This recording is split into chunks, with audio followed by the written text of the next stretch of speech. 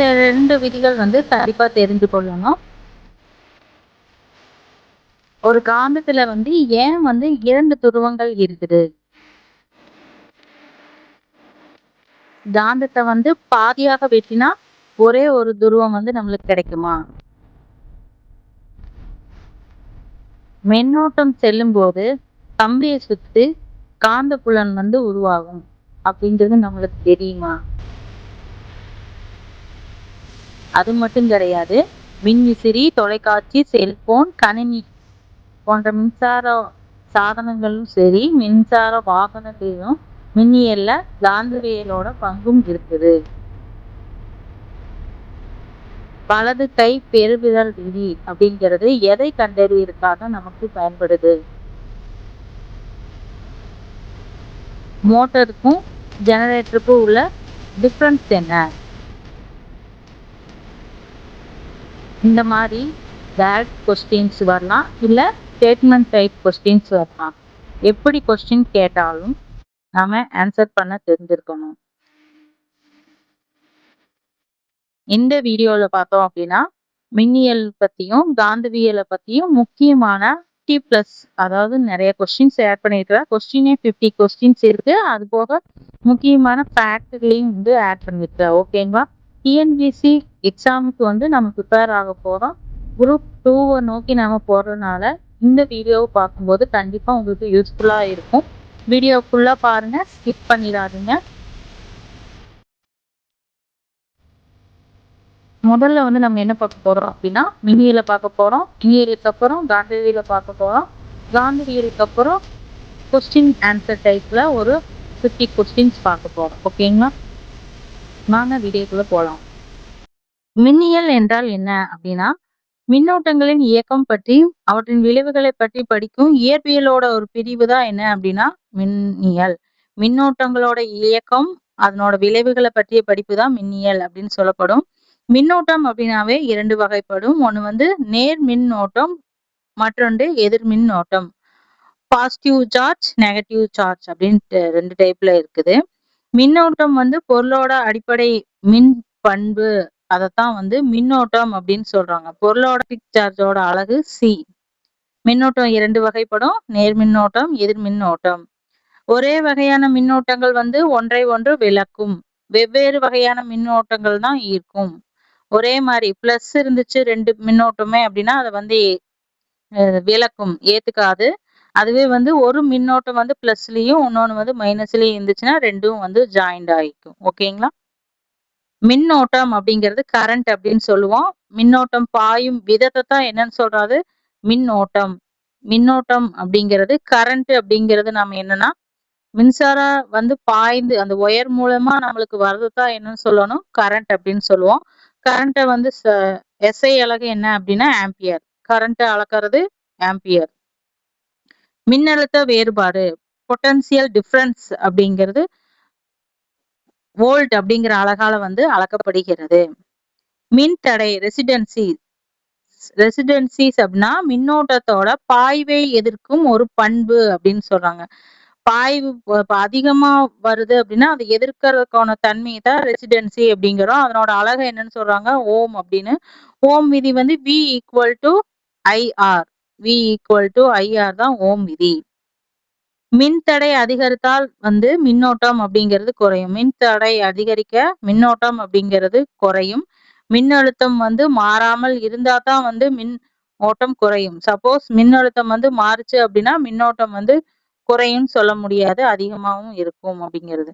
மின்தடையோட விதி பார்த்தோம் அப்படின்னா ஆர் ஈக்குவல் டு PL/A அப்படின்னு சொல்லப்படுகிறது. கம்பியோட நீளம் அதிகரித்தால் அதனோட மின்தடை அப்படிங்கிறதும் அதிகரிக்கும். கம்பியோட நீளம் அதிகமாகும் போது மின்தடை அப்படிங்கிறது அதிகமாகும். குறுக்கு வெட்டு பரப்பளவு அதிகரித்தால் மின்தடை குறையும். குறுக்கு வெட்டு அப்படிங்கிறது பரப்பளவு அதிகமாச்சு அப்படின்னா மின்தடை அப்படிங்கிறது குறையும் அப்படின்னு சொல்றாங்க. மின்திறன் அப்படிங்கிறத பவர்ங்கிறது P ஈக்குவல் டு VI. அதனோட அலகு என்னன்னா வாட்.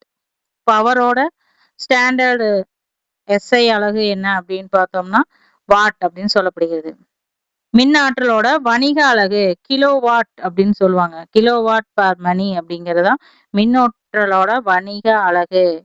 KWH கிலோவாட் அப்படின்னு. 1 kilowatt equal to 3.6 into 10 power 6. 3.6 into 10 power 6 முக்கியமானது. 1 கிலோவாட் அப்படிங்கிறது 3.6 இன்ட்டு 10 பவர் 6.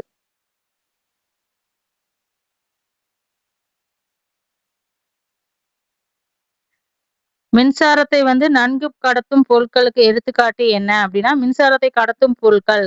மின்சாரத்தை கடத்தும் பொருட்கள் அப்படிங்கிறது எது வரும் அப்படின்னா, செம்பு, அலுமினியம், காப்பரும் அலுமினியம் தான் ஒயர்ல அதிகமா பயன்படுத்துவாங்க. எதனாலனா அது மின்சாரத்தை கடத்தும் தன்மை கொண்டதுனால அதைத்தான் ஒயர்ல எல்லாம் பயன்படுத்துறாங்க.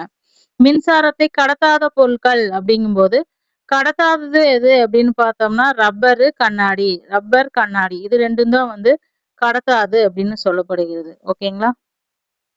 செம்பு கம்பி தான் பரவலாகவே காப்பர் கம்பி தான் எல்லாத்துக்குமே ஒயர்ல எல்லாமே மோஸ்ட்லி பயன்படும். ஹை வோல்டேஜ் கொண்ட ஒயருக்கெல்லாம் காப்பர் கம்பி தான் பயன்படுத்துவாங்க. ஓகேங்களா. இதனோட மின் தடை அப்படிங்கிறது குறைவா இருக்கும். அதனாலதான் காப்பர் கம்பியை எதனால் அதிகம் பயன்படுத்துகிறார் அப்படின்னு கேட்டா மின் தடை குறைவு அப்படின்னு அர்த்தம்.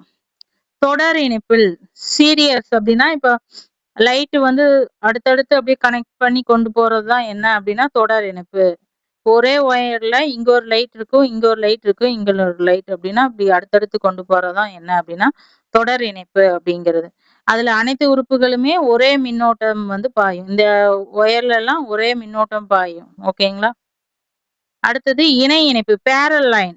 பேரல் லைன்ல பார்த்தோம் அப்படின்னா ஒவ்வொரு கிளையிலும் மின்னழுத்தம் ஒரே அளவு இருக்கும். ஒவ்வொரு பிரான்ச்லயுமே கரண்ட் ஒரே மாதிரி இருக்கும். ஆனா வீடுகளில் மின்சாதனங்களில் பொதுவாக இணை இணைப்பு தான் இணைக்கப்பட்டிருக்கு. நம்ம ஒயரை பார்த்தோம் அப்படின்னாவே 2 ஒயர் தான் கொண்டு வருவாங்க. மோஸ்ட்லி 3 ஒயரும் கொண்டு வருவாங்க. எதுக்காக அப்படின்னா இந்த பேரல் லைன் இணைப்பு தான் வீடுகள்ல பயன்படுத்துவாங்க. ஓகேங்களா. அந்த ஒயரிங் மின்சாதனத்துக்கான இணைப்பு அப்படிங்கிறது வீடுகள்ல ஒரு மாதிரியும் இண்டஸ்ட்ரியல்ல ஒரு மாதிரியும் இருக்கும். ஓகேங்களா. நம்மளுக்கு பயன்பாடு அப்படிங்கிறது குறைவா தான் இருக்கும். ஆனா தொழிற்சாலைகளை பெரிய பெரிய மிஷினரிஸ்க்கு தகுந்த மாதிரி அதற்கான இணைப்புகளும் அதிகமா இருக்கும். அதுக்கான கரண்ட் சப்ளையும் வேற மாதிரி தான் இருக்கும். தனியா டிரான்ஸ்பார்ம் மூலியமா தான் அதுகளுக்கெல்லாம் சப்ளைவே எடுத்துட்டு போவாங்க. ஓகேங்களா. அடுத்து ஃபியூஸ். உருகி அப்படின்னா அதிகப்படியான மின்னோட்டத்திலிருந்து சுற்றை பாதுகாப்பது தான் என்ன அப்படின்னா ஃபியூஸ். இப்ப ஹை வோல்டேஜ் வந்துச்சு அப்படின்னா அது பிரச்சனை வராம ட்ரிப் ஆகாம இருக்கணும் அப்படின்னா அந்த ஃபியூஸ் அப்படிங்கிறத பயன்படுத்துவாங்க. உருக்கி கம்பியில பொதுவாக குறைந்த உருகு நிலையை கொண்ட உலோக கலவையால தான் செஞ்சிருப்பாங்க. உருக்கி கம்பினா அந்த அந்த சால்ட்ரிங் வச்சு அந்த கம்பியை பேஸ்ட் பண்ணுவாங்கல்ல அது உருக்கி கம்பி அப்படிங்களா. அது குறைந்த உருகு நிலையில தான் கொண்டு இருக்கும் அப்படின்னு சொல்லப்படுகிறது. மின்காந்தம் மின்னோட்டம் பாயும் பொழுது காந்த பண்பை பெறும். மின்காந்தம் மின்னோட்டம் பாயும் போது அது என்ன பண்பை பெறும் அப்படின்னா காந்த பண்பை தான் அது பெறும். மின்னோட்டம் பாயும் கம்பியை சுற்றி காந்த புலம். மின்னோட்டம் பாயுது ஒரு கம்பி மேலைனா அதை சுத்தியும் காந்த புலம் அப்படிங்கிறது ஏற்படுகிறது. மின் மோட்டார் மின் ஆற்றலை இயந்திர ஆற்றலாக மாத்தும். மின் மோட்டார் அப்படிங்கிறது மின் ஆற்றலை இயந்திர ஆற்றலாக மாத்தும். மோட்டார் மின் ஆற்றலை இயந்திர ஆற்றலாக மாற்றும். அதுவே ஜெனரேட்டர் அப்படிங்கிறது இயந்திர ஆற்றலை மின் ஆற்றலா மாற்றுறதுதான் எது அப்படின்னா ஜெனரேட்டர் அப்படிங்கிறது. மின்காந்த தூண்டல் கொள்கையை கண்டறிந்தவர் யாரு? மின்காந்தல் தூண்டல் கொள்கையை கண்டுபிடித்தவர் யாருன்னா மைக்கேல் ஃபாரடே. மைக்கேல் ஃபாரடேங்கிறவர் தான் மின்காந்தல் தூண்டல் கொள்கையை கண்டுபிடித்திருக்காரு. அடுத்து டிரான்ஸ்பார்மர் அப்படிங்கிறது ஏசி மின் அழுத்தத்தை உயர்ந்த அல்லது குறைக்க பயன்படும். ஓகேங்களா. மின்னழுத்தத்தை உயர்த்த அல்லனா குறைக்கிறதுக்கு பயன்படுறதா என்ன அப்படிங்கிறது டிரான்ஸ்பார்மர் அப்படிங்கிறது. டிரான்ஸ்பார்மர் அப்படிங்கிறது செயல்படும் அடிப்படை தத்துவம் மின்காந்த தூண்டல். டிரான்ஸ்பார்மர் மின்காந்த தூண்டல் அடிப்படையில் தான் செயல்படும். அது ஸ்டெப் ஆஃப் டிரான்ஸ்பார்மர் அப்படிங்கிறது மின் அழுத்தத்தை அதிகரிக்கிறதுக்காக பயன்படும். ஸ்டெப் ஆஃப் டிரான்ஸ்பார்மர் அப்படிங்கிறது.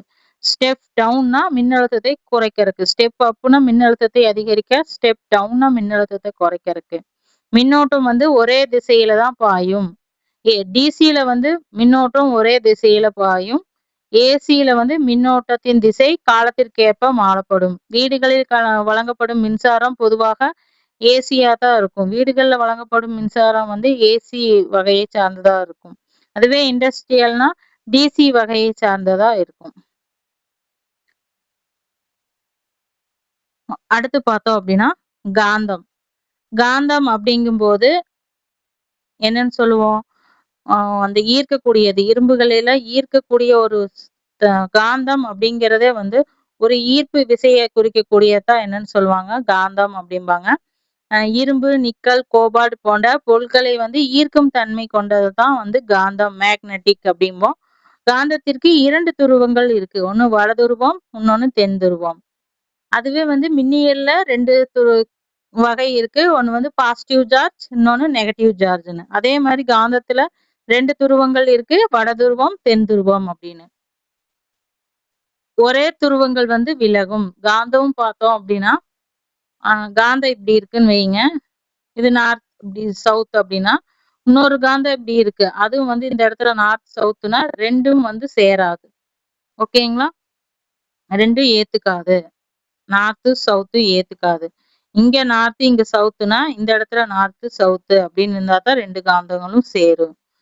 எதிர் எதிர் துருவங்களும் தான் சேரும். ஒரே துருவங்கள் வந்து சேராது. காந்தத்தை வந்து உடைத்தாலும் ஒவ்வொரு துண்டும் எப்படி போகும்? வட மற்றும் தென் துருவங்களா கொண்ட சிறிய காந்தமா மாறும் அப்படிங்கலாம். இப்போ ஒரு காந்தம் இருக்கு. இது வந்து நார்த், இங்க சவுத் அப்படின்னு இருக்கு. இத வந்து உடைக்கிறாங்க அப்படின்னா இது நார்த்தா இருக்கும், இது சவுத்தா இருக்கும். இந்த இடத்துல என்ன ஆயிரும்? இது நார்த், இது சவுத்துன்னு மாறிடும். ஆஹ்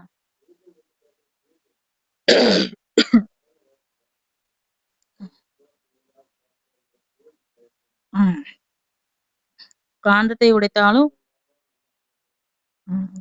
உடைத்தாலும் ஒவ்வொரு துண்டும் வட மற்றும் தென் துருவங்களா கொண்ட சிறிய காந்தங்களா மாறும் அப்படின்னு சொல்லலாம். இது முக்கியமானது. காந்த புலம் அப்படின்னா காந்தத்தை சுத்தி ஒரு காந்த விசை செயல்படும். அந்த பகுதியைத்தான் என்னன்னு சொல்லுவாங்க? காந்த புலம் அப்படிங்காங்க. மேக்னெட்டிக் எனர்ஜி அப்படின்னு சொல்லுவாங்க. அதத்தான் காந்த புலம் அப்படிங்கிறது. காந்த புலத்தை வந்து காந்த விசை கோடுகள் மூலம்தான் கண்டுபிடிக்க முடியும். மேக்னெட்டிக் ஃபீல்ட் லைன் அப்படிங்கிற மூலத்தான் வந்து குறிப்பிடுவாங்க. காந்த விசை கோடுகள் வந்து வெளிப்புறத்தில் வந்து வட துருவத்திலிருந்து தென் துருவத்தை நோக்கிதான் செல்லும்.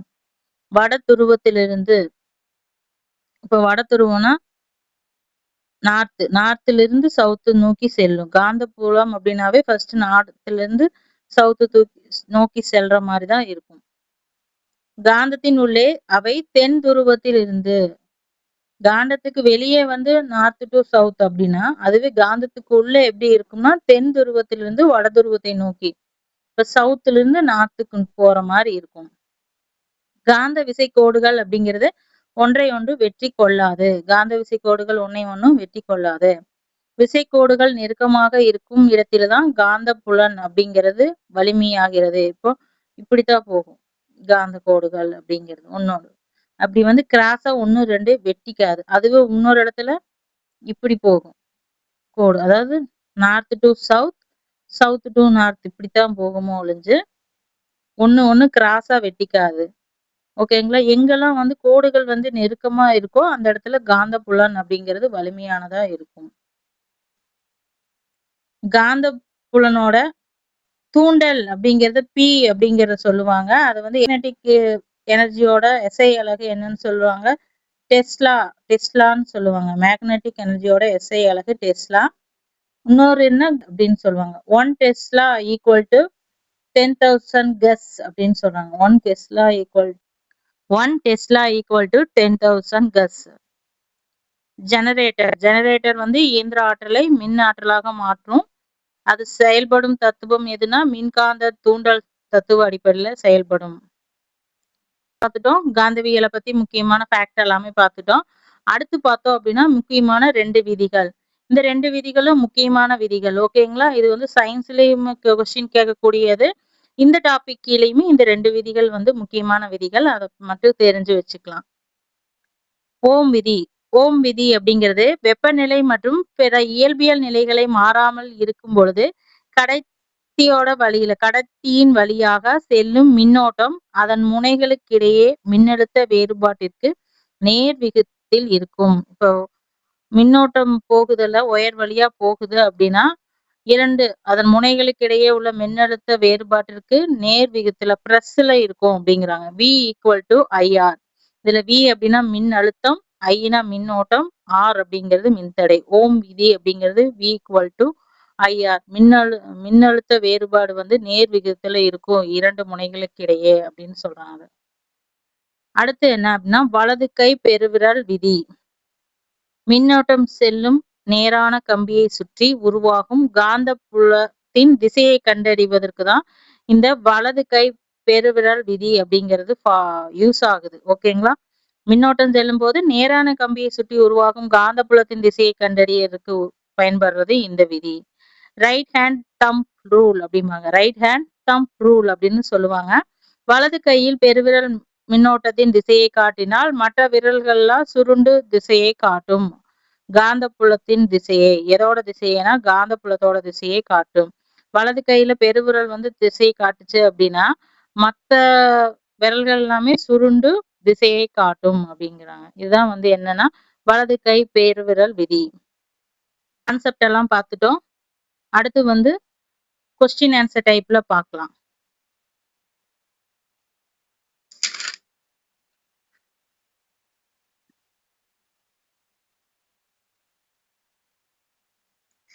ஓம் விதியின்படி ஒரு கடத்தியின் மின் அழுத்தம் மாறாமல் இருக்கும் பொழுது அதன் மின்தடை இரட்டிப்பானால் மின்னோட்டம் எவ்வாறு மாறும் அப்படின்னா இரட்டிப்பாகும், பாதியாகும், மாறாது, 4 மடங்காகும் அப்படின்னு ஆப்ஷன் கொடுத்துருக்காங்க. இது சரியான ஆப்ஷன், பாதியாகும். இப்போ ஒரு கடத்தியில் வந்து மின்னழுத்தம் மாறாமல் இருக்கும் பொழுது அதனோட மின்தடை இரட்டிப்பானால் மின்தடை வந்து இரட்டிப்பாகும் போது மின்னோட்டம் அப்படிங்கிறது பாதியாகும். அப்போ ஆப்ஷன் பி தான் கரெக்ட். அடுத்த கொஸ்டின், ஒரு மின் தடையில் மின்னழுத்தம் இரட்டிப்பானால், ஒரு மின்தடையில மின்னழுத்தம் இரட்டிப்பாச்சு அப்படின்னா அதனோட மின்தடை மாறாத நிலையில் உருவாகும் வெப்பம் அப்படிங்கிறது எப்படி இருக்கும் அப்படின்னா பாதிப்பாகுமா, இரட்டிப்பாகுமா, 4 மடங்கு ஆகுமா, இல்ல 8 மடங்கு ஆகுமா அப்படின்னு ஆப்ஷன் கொடுத்திருக்காங்க. இதுல சரியான ஆப்ஷன் அப்படிங்கிறது 4 மடங்கு ஆகும். மின்தடையில மின்னழுத்தம் இரட்டிப்பானா அதனோட வெப்பநிலை எப்படி இருக்கும் அப்படின்னா 4 மடங்காக இருக்கும். அடுத்து கொஸ்டின் நம்பர் 3. மின்னோட்டம் செல்லும் நேரான கடத்தியை சுற்றி உருவாகும் காந்த புலத்தின் திசையை அறிய பயன்படும் விதி என்ன அப்படின்னா லென்ஸ் விதியா, பிளமிங்கின் இடக்கை விதியா, இல்ல வலக்கை பெருவிரல் விதியா, இல்ல கூலம்பின் விதியா அப்படின்னா ஆப்ஷன் சி வலக்கை பெருவிரல் விதி தான் வந்து மின்னோட்டம் செல்லும் நேரான கடத்தியை சுற்றி உருவாகும் காந்த புலத்தின் திசையை அறியறதுக்கு பயன்படும் விதி வலக்கை பெருவிரல் விதி.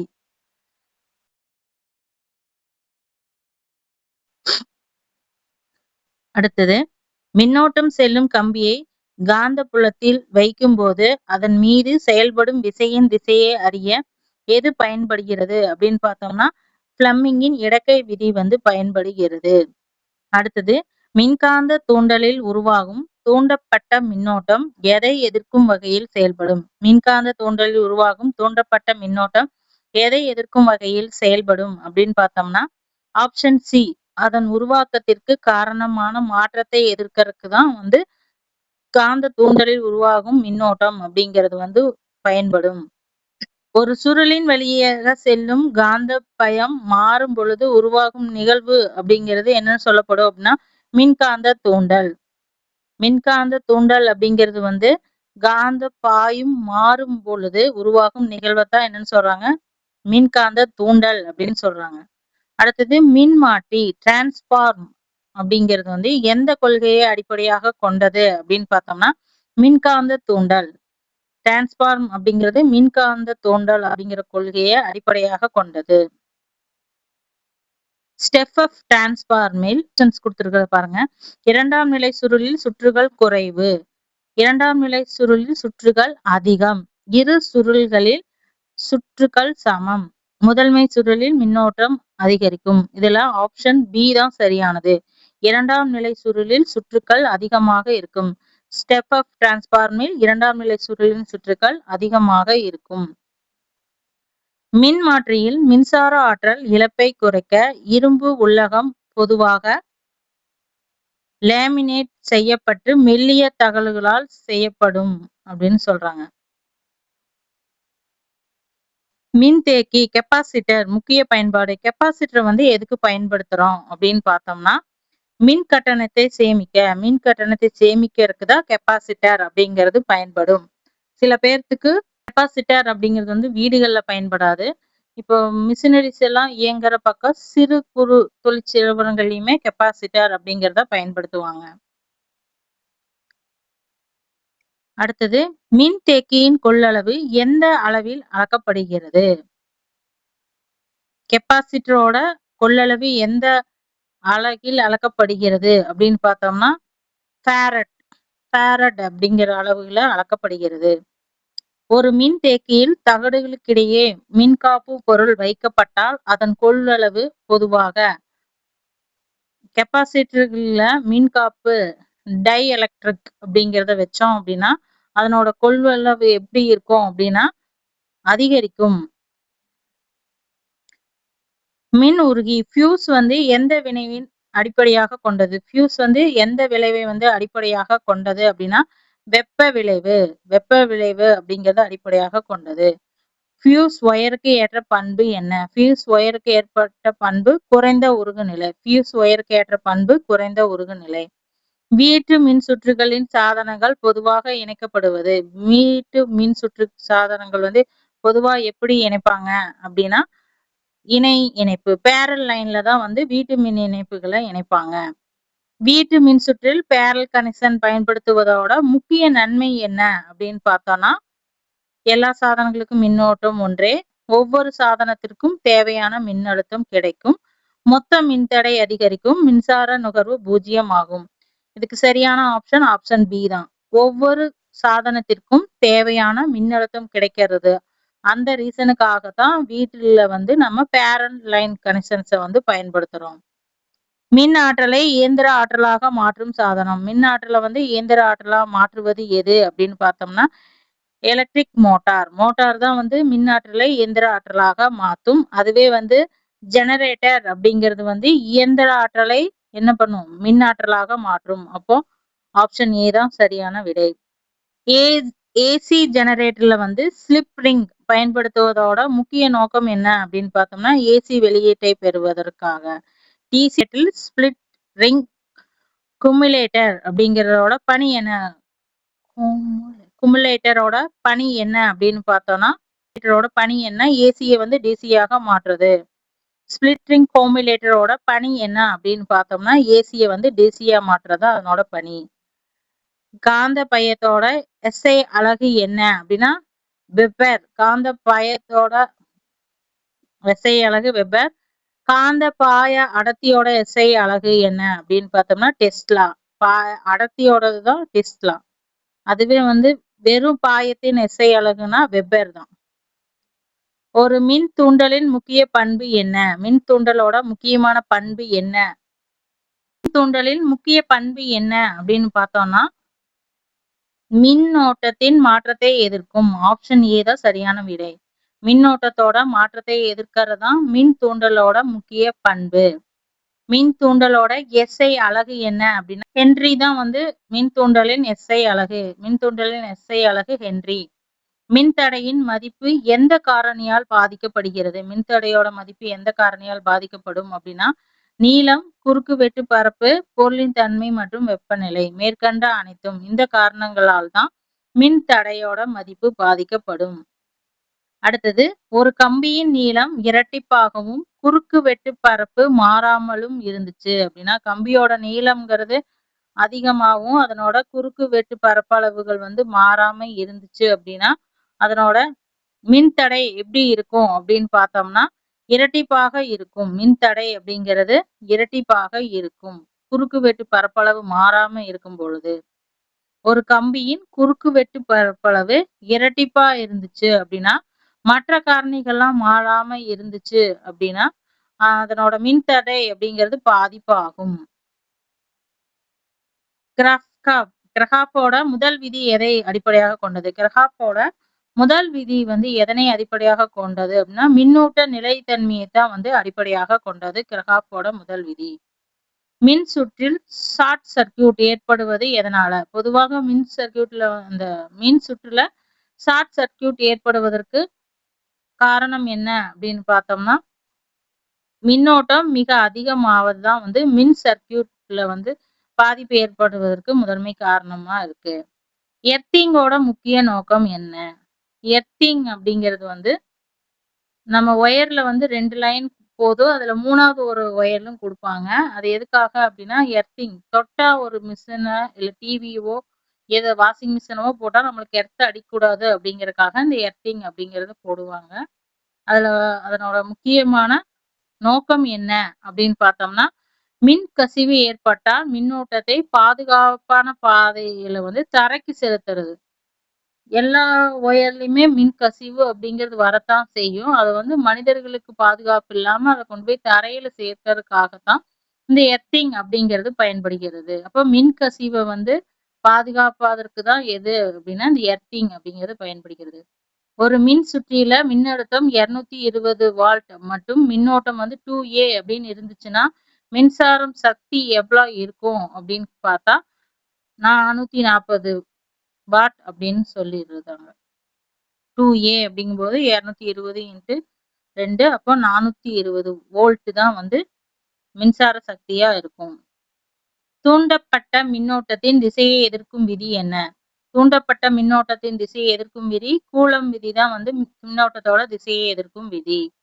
அடுத்தது கூற்று மின் மோட்டாரில் ஸ்பிளிட் ரிங் காமுலேட்டரை பயன்படுத்துகிறது அப்படின்னு போட்டிருக்கு. காரணம் சுருளில் பாயும் மின்னோட்டத்தின் திசையை ஒவ்வொரு அரை சுழற்சிக்கும் மாற்றுவதற்கு தான் எதுனா இந்த காமுலேட்டர் அப்படிங்கிறது பயன்படப்பட்டிருக்கு அப்படிங்கிறாங்க.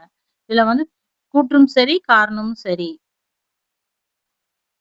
அடுத்தது கூற்று மென்மையான இரும்பு மின்கலத்தை உள்ளகமாக பயன்படுத்தப்படுகிறது. மென்மையான இரும்பு தான் மின்காந்தத்தின் உள்ளகமாக பயன்படுத்தப்படுகிறது. காரணம் அது அதிக காந்த ஊடுருவு திறனையும் குறைந்த மித காந்த தன்மையும் கொண்டு உள்ளது. இரண்டுமே சரி, காரணம் கூற்றையும் விளக்குகிறது. காந்த பாய்வின் எஸ்ஐ அலகு என்ன? காந்த பாயறதோட எஸ்ஐ அலகு அப்படிங்கிறது வேப்பர் அப்படின்னு சொல்றாங்க. மின்னோட்ட சுற்றுகளின் எண்ணிக்கையை வந்து அதிகரிக்கும் போது மற்ற காரணிகள் மாறாமல் இருந்தால் அதன் காந்த புலம் எப்படி இருக்கும் அப்படின்னா அதிகரிக்கும். ஒரு மின்னூட்டப்பட்ட துகள் வந்து காந்த புலத்தின் ஹெலிகால் பாதையில் செல்ல வேண்டுமானால் அதன் ஆரம்ப வேகம் எப்படி இருக்கணும் அப்படின்னா இணை மற்றும் செங்குத்து கூறுகளை கொண்டிருக்க வேண்டும். அதனோட ஆரம்ப வேகம் எப்படி இருக்கணும்? இணை மற்றும் செங்குத்து கூறுகளை கொண்டதாக இருக்க வேண்டும். ஒரு காந்த புலத்தின் மின்னோட்டம் பாயும் சுருளின் திருப்புத்திறன் அதிகபட்சமாக இருக்கும் நிலை.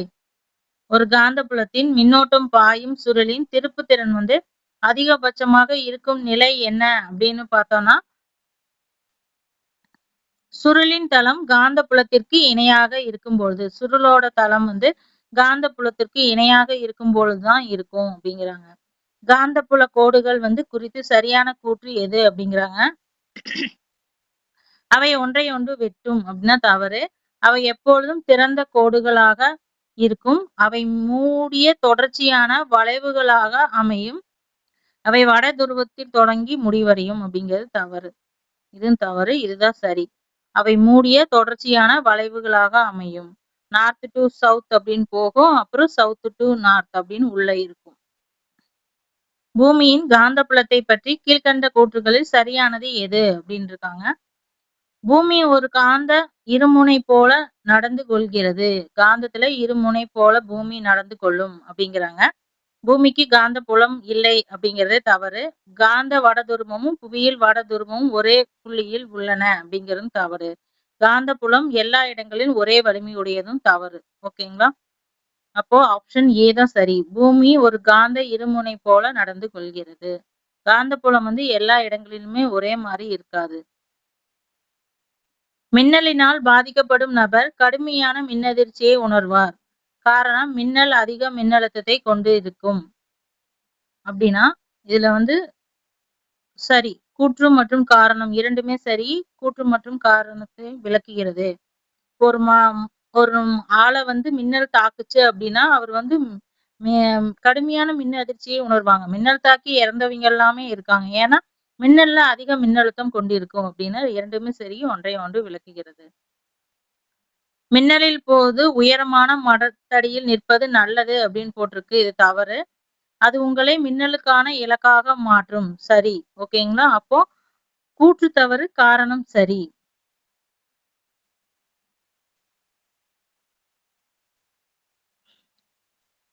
இதுக்கான ஆப்ஷன் என்ன அப்படின்னா இது கூற்று தவறு, காரணம் சரி. அப்போ ஆப்ஷன் டி. பின்வருவற்றில் காந்தத்தால் கவரப்படும் பொருள் எது அப்படின்னா காந்தத்தால் கவரப்படும் பொருள் அப்படிங்கும்போது இரும்பு மற்றும் எஃகு தான் வந்து காந்தத்தால கவரக்கூடிய பொருளா இருக்கும். கீழ்காணும் ஒன்று நிலைத்த காந்தத்திற்கு எடுத்துக்காட்டு. நிலைத்த காந்தத்திற்கு எடுத்துக்காட்டு அப்படிங்கிறது நியோடிமியம் அப்படிங்கறதான் வந்து நிலைத்த காந்தத்திற்கு எடுத்துக்காட்டு. ஒரு சட்ட காந்தத்தின் தென்முனையில யூ வடிவ காந்தத்தின் வடமுனைவு சட்ட காந்தம் அப்படின்னு இருக்கு அப்படின்னா இது நார்த்து சவுத்து. யூ வடிவத்துல வந்து வடமுனையும் அப்படிங்கும்போது சட்ட காந்தத்துல தென்முனையும் யூ வடிவ காந்தத்துல வந்து வடமுனையும் ஒன்றை ஒன்று கவருமா இல்ல ஒன்றை ஒன்று விளக்குமா இல்ல ஒன்றை ஒன்று கவரமோ விளக்கவோ முடியாதா மேற்கண்ட எதுவும் இல்லையா அப்படின்னு ஆப்ஷன் கேட்டாங்கன்னா ஒன்றை ஒன்று கவரும். ஏன்னா எந்த காந்தமா இருந்தாலும் அந்த வடதுருவும் தென் துருவும் ஈர்க்கத்தான் செய்யும். கற்பனையான புவி காந்த புலம் எந்த வடிவத்தினை போன்றது? கற்பனையா இருக்கிற புவி காந்த புலம் அப்படிங்கிறது எந்த வடிவத்திற்கு ஒப்பானது அப்படின்னா சட்ட காந்தத்துக்கு வடிவத்துலதான் ஒப்பானது. இப்படிதான் இருக்கும். எம்ஆர்ஐ எம்ஆர்ஐ அப்படின்னு சொல்லி இருக்குது. எம்ஆர்ஐ அப்படின்னாவே என்ன அப்படின்னா மேக்னெட்டிக் ரெசோனன்ஸ் இமேஜினிங் ஸ்கேன் அப்படிம்பாங்களா, அதுதான் சொல்றாங்க. Magnetic resonance imagining. காந்த ஊசியை பயன்படுவது எதுக்கு காந்த ஊசி பயன்படுகிறது அப்படின்னு பார்த்தோம்னா காந்த புலத்தின் திசையை அறிவதற்கு தான். காந்த புலத்தின் திசையை அறிய பயன்படுவது என்ன அப்படின்னா காந்த ஊசி தான். அடுத்து கூற்று இரும்பு துருவங்களின் செறிவு காந்த துருவ பகுதியில் அதிகம். இரும்பு துருவங்களோட செறிவு காந்த துருவ பகுதியில் அதிகம் அப்படின்னு சொல்லப்பட்டிருக்கு. காரணம் காந்தம் மிகவும் கூர்மையானவை அப்படின்னு சொல்லியிருக்காங்க. இதுக்கு சரியானது ஆப்ஷன் சி, கூற்று சரியானது. ஆனா காரணம் வந்து தவறு. ஓகேங்களா? கூற்று சரிதான், அதிகம். ஆனா காந்தங்கள் மிக கூர்மையானவை அப்படின்னு போட்டிருக்கு. இது தவறு. புவியின் காந்த புலம் அதன் உள்ளகத்தில் உள்ள இரும்பினால் உருவாகிறது அப்படிங்கிறாங்க. சரி, உயர் வெப்பநிலையில் ஒரு காந்தமானது அதன் காந்த பண்பினை இழக்கும். கூற்று காரணம் ஆகிய ரெண்டுமே சரி. ஆனா ரெண்டுக்கும் ஒண்ணுக்கு ஒண்ணு சரியான விளக்கம் அல்ல. புவி காந்த புலம் உள்ளகத்தில் இரும்பை உருவாக்குகிறதும் சரிதான். உயர் வெப்பநிலையில் ஒரு காந்தமானது அதன் காந்த பண்பை இணைக்கும். இரண்டுமே சரிதான். ஆனா ஒண்ணே ஒண்ணு விளக்கவில்லை. ஓகேங்களா? ஓகே, இப்போ வரைக்கும் காந்தவியல் மற்றும் மின்னியலை பத்தி முக்கியமான ஃபேக்ட்ஸ் எல்லாமே பார்த்திருக்கோம். அதுல வந்து காந்தத்தோட பாயிலோட அலகு அப்படிங்கிறது வந்து வேப்பர். அந்த பாயின் அலகோட அடர்த்தி என்ன அப்படிங்கிறத டெஸ்லா அப்படின்னு சொல்லுவோம். 1 கிலோவாட் அப்படிங்கிறது 3.6 × 10⁶ அப்படிங்கிறதா 1 கிலோவாட் அப்படின்னு சொல்லுவாங்க. மின் கடத்தும் பொருள் அப்படின்னா செம்பு அலுமினியம் மின் கடத்தும் பொருள் அப்படின்னு சொல்றாங்க. மின் கடத்தா பொருள் அப்படின்னா ரப்பர் கண்ணாடி இதெல்லாம் மின் கடத்தா பொருள் அப்படின்னு சொல்றோம். மோட்டார் அப்படிங்கிறது வந்து மின் ஆற்றலை இயந்திர ஆற்றலா மாத்தி கொடுக்கும். அதுவே ஜெனரேட்டர் அப்படிங்கும்போது இயந்திர ஆற்றலை வந்து மின் ஆற்றலா மாத்தி கொடுக்குது. ஓம் விதி என்ன சொல்லுகிறது அப்படிங்கறத பார்த்திருக்கோம். அது போக வழக்கை பெருவிரல் விதியை பத்தியும் பார்த்திருக்கோம். ஓகேங்களா? இந்த மாதிரி முக்கியமான ஃபேக்ட் எல்லாமே எக்ஸாம் பாயிண்ட் ஆஃப் வியூல பார்த்துட்டோம். அடுத்த ஒரு வீடியோல பார்க்கலாம். இது ஏதாவது ஃபீட்பேக் இருந்தா கமெண்ட்ல சொல்லுங்க. அடுத்த ஒரு வீடியோல பார்க்கலாம்.